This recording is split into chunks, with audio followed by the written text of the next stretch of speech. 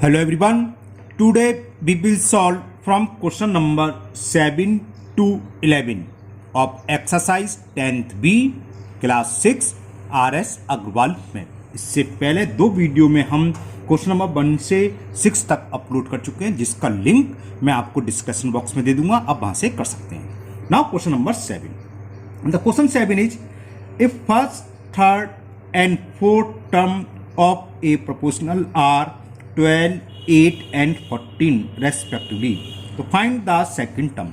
इसमें हमें first term, third term और फोर्थ टर्म दे रखा है, तो चलिए लिख लेते हैं। फर्स्ट टर्म इज गिवन है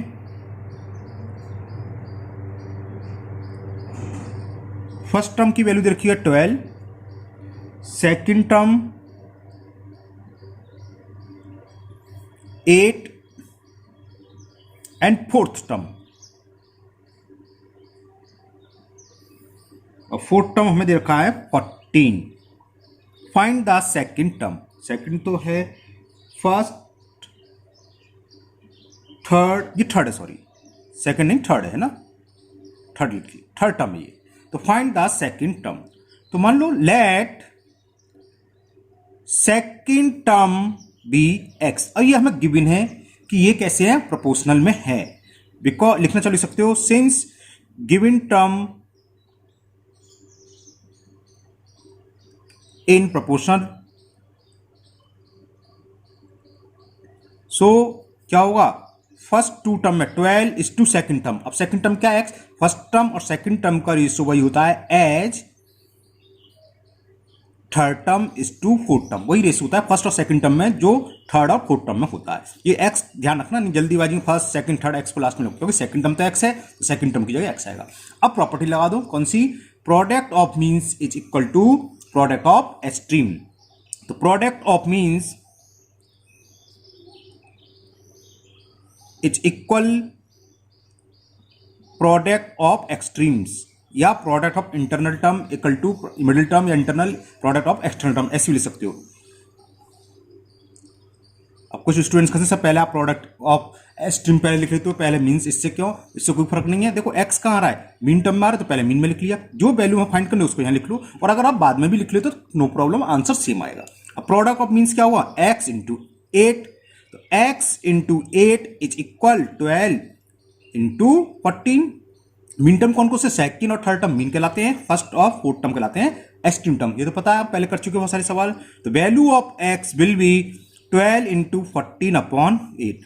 4 से कैंसिल करा, 4 2 जा 8, 4 3 जा 2 से 14 7 टाइम्स, और 7 3 जा 21। तो सेकंड टर्म की वैल्यू क्या आ गई, तो second term is 21। Now next question number, ये आ गया ना समझ में। Now next question number 8। Now question number 8, and the question 8 is so that the following numbers are in continuous proportional. There are 3 parts and the first part is 48, 60, 75. अब ये continue proportional क्या होते हैं, देखो अगर 3 टर्म दे रखे हैं, मान लो ये है A B C, तो हम A/B निकालेंगे। अगर A/B किसके इक्वल आए, B/C के, तो वो कंटिन्यू प्रोपोर्शनल कहलाते हैं। यानी कि फर्स्ट 2 टर्म का रेशियो लास्ट 2 टर्म के रेशियो के इक्वल है, तब तो कंटिन्यू प्रोपोर्शनल है, अदरवाइज नहीं है। तो चेक करते हैं। तो first we will find to ratio between first 2 term, ठीक है ना। 12 से डिवाइड हो रहा है, 12 4 जा 48, 12 5 जा 60। अब क्या लिखेंगे, लास्ट के 2 term. Now we will find the ratio between second and third term, 60:5।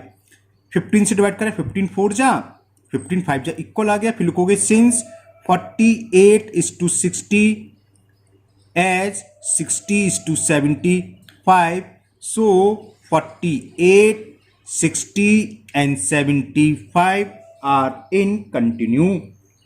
Okay, तो क्या कहलाता है ये, continue proportional, are in continue proportional.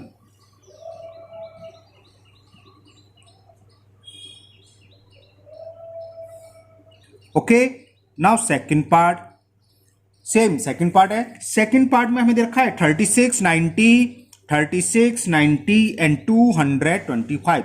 तो first we will find the ratio between first 2 term 36 and 90। 9 से 18 से कैंसिल हो जाएगा, देखो 18 2 जा और 18 5 जा, 18 से डिवाइड कर रहा हूं मैं। हम क्या करेंगे, लास्ट टू टर्म का रेशियो निकालेंगे। 90:225, 45 टू जा 45, 5 जा 225।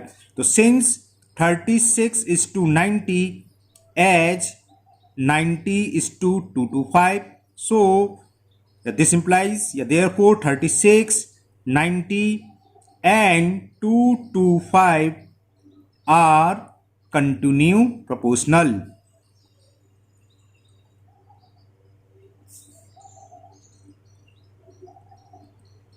Okay, now last part of this question, third part, and the third part is 16, 84, 441.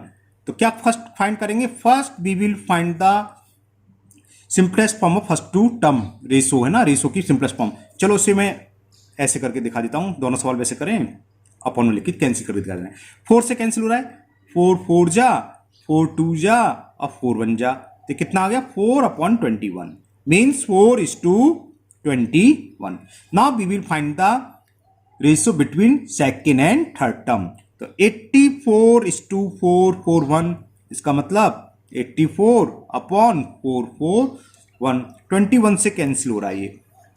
Okay, 20, अगर 21 से आपको दिक्कत होती है कैंसिल करने में, 7 से कैंसिल कर लो, 7 1 जा 7, 7 2 जा 14, 7 6 जा 42, 2 कैरी, तो 7 3 जा, ठीक है ना। अब किससे जाएगा, 3 4 जा और 3 2 जा 3, तो कितना आ गया 4/21, मीन्स 4:21।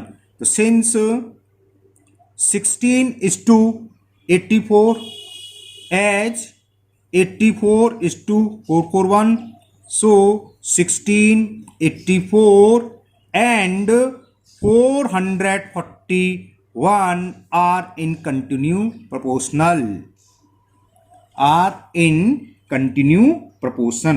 ओके, समझ में आ गया। तो प्रोपोर्शनल बहुत इजी है, third proportional, fourth proportional, mean proportional बहुत सी होती है प्रोपोर्शनल में, है ना। Now next question number 9। Now question number 9, if 9, x, x and 49 are in proportional, तो find the value of x। Solution देखो इसका, जब ये प्रोपोर्शनल में है इसका मतलब 9:x क्या होगा, एज x:9। प्रोपोर्शनल का मतलब फर्स्ट टू टर्म का रेशियो वही होगा जो लास्ट टू टर्म का, थर्ड और फोर्थ टर्म का। ओके, अब क्या लगा दें, वही product of means equal to, ये कोई जरूरी है कि आप लिखो, मैं इसलिए लिखवा देता हूं कि आप लोगों को बिल्कुल याद हो जाए। Product of means is equal product of extreme, ठीक है ना। तो x into x is equal 9 into 49। x into x का मतलब x², 9 को लिख सकते हैं 3 इंटू 3, क्योंकि स्क्वायर है तो स्क्वायर रूट लेंगे, पेयर तो पेयर के रूप में लिख लिया, और 49 को लोगे 7 इंटू 7। तो वैल्यू ऑफ x क्या होगी, √3 इंटू 3 इंटू 7 इंटू 7। रूट लेना जानते हो आप, पेयर बाहर आ जाता है। तो value of x is 3 into 7, तो कितना हो गया 21। Value of x is 21। Now next question number 10, and the question 10 is, an electric pole cast a shadow of length 20 meter at a time when a tree 6 meter height cast a shadow of length 8 meter, find the height of the pole। जब same time पर एक ही समय की बात हो तो देखो, building जितनी भी आपने देखा होगा शैडो बनती हुई देखी हुई है ना, सन निकलता है शैडो बनती है, तो इनके रेशो सेम होते हैं। रेशो सेम से मतलब जितनी बिल्डिंग की हाइट है ना, आपको अगर किसी एक बिल्डिंग की हाइट मानू, आप बिल्डिंग की हाइट भी निकाल सकते हो। कैसे, आप कोई 1 फुट 2 फुट कोई भी पिलर या खंबा या बांस खड़ा करो, उसकी शैडो बन रही होगी, उसको मेजर कर लो। अगर वो मान लो 10 सेंटीमीटर आ रही है और आपके पिलर की हाइट है 10 फीट या 2 फीट, तो 10 सेंटीमीटर इक्वल टू 2 फीट। अब कोई बड़ी सी बहुत सारी बिल्डिंग हो, उसकी हाइट को शैडो को मेजर कर लो, मान लो वो आ गई 100 सेंटीमीटर, तो आपकी अभी आ रही थी कि 2 सेंटीमीटर और 10, तो 100 सेंटीमीटर कितने फीट, तो बिल्डिंग की हाइट निकाल सकते हो। मतलब सेम रेशो होता है, सेम टाइम की बात चल रही है, यानी कि 10 बजे देखो भी 12 बजे बोला, सेम टाइम पर जो भी शैडो बनती हैं वो उनका रेशो सेम होता है। तो ये भी बहुत बहुत अच्छी बात है कि हम तुरंत निकाल सकते हैं बड़ी से बड़ी बिल्डिंग का। कैसे? कोई भी आप 2 फीट लंबा बांस खड़ा कर दो, उसकी शैडो बन रही है, उसे मेजर कर लो, मान लो 1 सेंटीमीटर आ रही है। इसका मतलब ये हो गया कि 1 सेंटीमीटर शैडो इक्वल टू कितने, एक्चुअल हाइट कितनी है उसकी, 2 फीट। अगर कोई बहुत बड़ी बिल्डिंग है उसको आपने नाप लिया, अब वो आ रही है 100 फीट, ये सॉरी 100 सेंटीमीटर, तो यानी कि उस बिल्डिंग की हाइट कितनी होगी, 100 दूनी 200 फीट होगी। अब 200 फीट आप बिल्डिंग तो नाप नहीं पाओगे ऐसे खड़े होके, है ना। तो ये सेम टाइम पर अगर रेशो क्या होता है, शैडो और एक्चुअल हाइट का रेशो सेम होता है। तो यहां क्या क्या दे रखा है, लिख लो। An electric pole cast shadow of length, तो length of shadow of electric pole, तो मैं शैडो ऑफ पोल लिख रहा हूं शॉर्ट में, है ना। शैडो ऑफ पोल दे रखा है हमें 20 metre. When a tree 6 metre height, तो हाइट ऑफ ट्री दे रखी है 6 metre. Cast a shadow of length 8 metre, और शैडो ऑफ ट्री दे रखी है, shadow of tree is 8 metre. सही पढ़ रहा हूं मैं। An electric pole cast a shadow of length 20 metres, shadow of length pole 20 metre. When a tree 6 metre height a cast a shadow, ठीक है, ओके, सही लिखा है। तो find the height of pole, pole की हाइट फाइंड करनी है। मान लिया एक्स है, let the height of pole is equal x metre. अब सेम टाइम की है तो हाइट और शैडो का रेशो सेम होगा। हाइट और शैडो से मतलब अगर height of pole is to shadow of pole equal किसकी होगी, height of tree is to shadow of tree. अब ये आपकी मर्जी, चाहे हाइट ऊपर लिख लो चाहे शैडो, उससे कोई फर्क नहीं है। आप अगर ये लिखना चाहो, कहने का मतलब क्या है कि shadow of pole is to height of tree, तो इक्वल क्या होगा, shadow of tree is to height of pole. Clear, समझ में आ गया। तो लिखो फॉर एट सेम टाइम, ये किसके लिए, केवल सेम टाइम के लिए होगा, अलग अलग टाइम के लिए नहीं, सेम टाइम पर। तो क्या क्या पूछा, हाइट ऑफ पोल पूछिए, तो लिख लो height of pole is to height, हो height of pole is to length, या शैडो ऑफ पोल लिख लो, length of shadow of pole. Height of pole is to shadow, जो पोल की परछाई पड़ेगी वो, इक्वल यानी कि सच एज, इक्वल का मतलब सच एज, या एज क्या होगी, हाइट ऑफ पोल है तो हाइट ही आएगी, height of tree as shadow of tree, as shadow of tree. तो वैल्यू पुट करो, हाइट ऑफ पोल हमें फाइंड करनी है, एक्स है, is to shadow of pole 20, as height of tree कितनी देर की है 6, is to shadow of tree 8। इसके बाद आप समझ ही गए, product of extreme is equal product of means, तो x की वैल्यू क्या हो जाएगी 20 इंटू 6 अपॉन 8, 4 2 जा और 4 5 जा, 2 1 जा, 2 3 जा, 5 3 जा 15 मीटर होगी क्या, तो length height of pole is 15 metre. तो लिख दो हाइट ऑफ पोल, समझ में आ गया ना, height of pole is equal 15 metre. तो एट सेम टाइम पर हाइट और उसकी शैडो का रेशो वही होगा जो दूसरी किसी भी बिल्डिंग की हाइट और शैडो में रेशो होगा। किसी भी चीज की हाइट और उसके शैडो का रेशो हर चीज की साइड और शैडो के रेशो के इक्वल होते हैं, लेकिन कब होते हैं, सेम टाइम पर। मतलब अभी के अभी देख रहे हो, ये नहीं कि 12वीं देख रहे हो और दूसरा देख रहे हो 10वीं या 12वीं, दोनों हाइटों के कंपेरिजन करोगे तो सेम आता है। Okay, now last question of this exercise, question number 11। ये तो छोटा सा क्वेश्चन है, ये दे रखा है मैं, find the value of x if 5:3 as x:6। तो क्या product of means equal to product of means is equal product of extremes.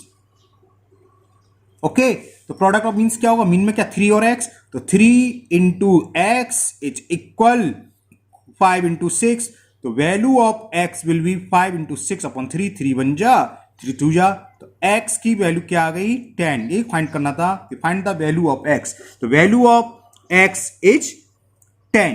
तो ये एक्सरसाइज 10 भी आपकी कंप्लीट हुई और मुझे उम्मीद है आप लोगों को बहुत अच्छे से समझ में भी आ गई होगी। अगर आप लोग पहली बार चैनल पर आए हो तो चैनल को सब्सक्राइब करना ना भूलें, साथ ही साथ बेल आइकन को और जरूर पुश कर लें, जिससे कि जब कभी मैं नेक्स्ट एक्सरसाइज 10C अपलोड करूंगा तो वो आपकी मिस नहीं होगी, क्योंकि उसका आपके पास नोटिफिकेशन आ जाएगा। साथ ही साथ इस वीडियो को अपने दोस्तों को भी शेयर करें, जिससे कि वो भी इसका फायदा उठा सकें। फिर मिलते हैं नेक्स्ट वीडियो में। Thank you, have a nice day.